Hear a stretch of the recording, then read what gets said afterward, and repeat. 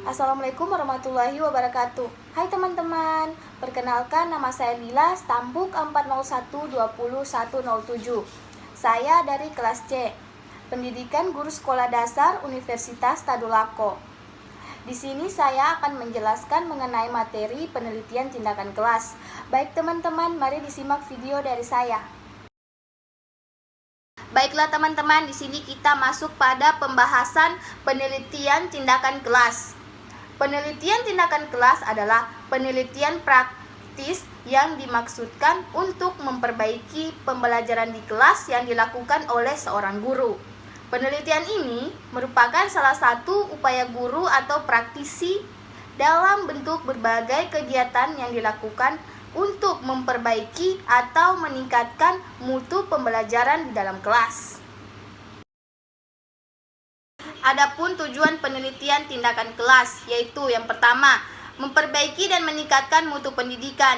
Yang kedua, meningkatkan layanan profesional guru dalam konteks layanan kepada peserta didik. Yang ketiga, meningkatkan praktek dalam proses pembelajaran di kelas.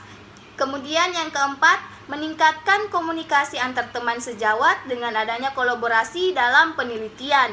Kemudian yang terakhir atau yang kelima, meningkatkan kemampuan melakukan penelitian di kalangan pada guru. Adapun manfaat penelitian tindakan kelas yaitu yang pertama, untuk mengembangkan inovasi pembelajaran di kelas. Yang kedua, untuk meningkatkan iklim di kelas yang kondusif melalui perbaikan secara berkesambungan. Yang ketiga, dapat dijadikan sebagai upaya pengembangan kurikulum tingkat satuan pendidikan. Kemudian yang keempat, untuk meningkatkan serta profesionalisme guru melalui pendidikan tindakan kelas ini. Baiklah, kita masuk pada prinsip-prinsip PTK. Yang pertama yaitu PTK adalah kegiatan nyata yang dilaksanakan dalam situasi rutin. Yang kedua, PTK dilakukan sebagai kesadaran untuk memperbaiki kinerja guru yang bersangkutan. Yang ketiga, pelaksanaan PTK tidak boleh mengganggu komitmennya sebagai pengajar. Yang keempat, mengacu pada penguasaan kompetensi yang ditargetkan pada perencanaan. Yang kelima, dapat dimulai dengan SWOT. Dan yang keenam, metode pengumpulan datanya tidak menuntut waktu sehingga tidak mengganggu proses mengajar. Yang ketujuh, metode yang digunakan harus reliable. Yang kedelapan, masalahnya harus masalah yang cukup merisaukan. Dan yang terakhir atau yang kesembilan, PTK guru harus selalu bersikap konsisten. Adapun karakteristik dari penelitian tindakan kelas ini, yaitu yang pertama, masalah berasal dari guru. Yang kedua, tujuan memperbaiki pembelajaran. Yang ketiga, metode utama adalah refleksi diri dengan tetap mengikuti kaidah-kaidah penelitian. Yang keempat, fokus penelitian berupa kegiatan pembelajaran. Yang kelima, guru bertindak sebagai pengajar dan peneliti. Adapun jenis-jenis PTK yaitu PTK diagnostik, PTK partisipan, PTK empiris, dan PTK eksperimental. Kita masuk pada model-model PTK. Model PTK ini terbagi menjadi 3 bagian. Yang pertama ada model Kart-Lewin. Model Kart-Lewin ini merupakan model dasar yang kemudian dikembangkan oleh ahli-ahli lain. Penelitian tindakan menurut Kart-Lewin sendiri terdiri dari 4 komponen. Yang pertama ada perencanaan atau planning. Yang kedua ada tindakan atau acting. Kemudian yang ketiga ada pengamatan atau observing. Dan yang keempat refleksi. Kita masuk pada model kedua, yaitu model Kemis dan Miss Taggart.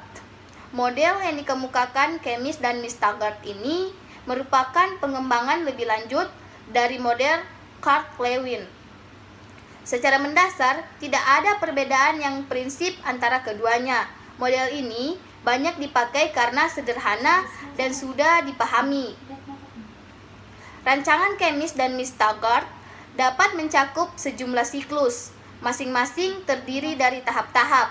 Yang pertama ada tahap perencanaan, yang kedua pelaksanaan dan pengamatan, dan yang ketiga ada refleksi. Kita masuk pada model ketiga, yaitu model John Elliot. Seperti halnya model Chemist dan Miss Taggart ini, model John Elliot juga merupakan pengembangan lebih lanjut dari model Lewin. Elliot mencoba menggambarkan secara rinci langkah demi langkah yang harus dilakukan oleh peneliti. Ide dasarnya sama, dimulai dari penemuan masalah, kemudian dirancang tindakan tertentu yang dianggap mampu memecahkan masalah tersebut. Kemudian implementasikan, dimonitor, dan di selanjutnya dilakukan tindakan berikutnya jika dianggap itu perlu. Sekarang kita masuk pada desain model PTK. Yang pertama ada model Cartledge yang terdiri dari perencanaan, tindakan, pengamatan, dan refleksi. Kemudian model Chemist dan Miss Taggart. Yang pertama ada perancangan, yang kedua ada pelaksanaan. Pas siklus yang terdiri dari siklus 1, siklus 2, siklus 3. Yang ketiga ada pengamatan, yang keempat ada refleksi, dan model John Elliot. Yang pertama itu ada perancangan, ada pelaksanaan, dan ada pengamatan, kemudian ada pula refleksi. Sekarang kita masuk pada perbedaan penelitian tindakan kelas dan penelitian tindakan formal. Di sini saya akan menjelaskan dulu apa itu penelitian tindakan kelas.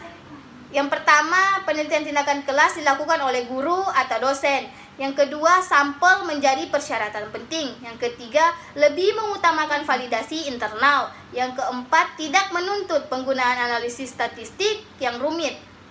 Yang kelima, tidak selalu menggunakan hipotesis. Yang ketujuh, memperbaiki praktik pembelajaran secara langsung.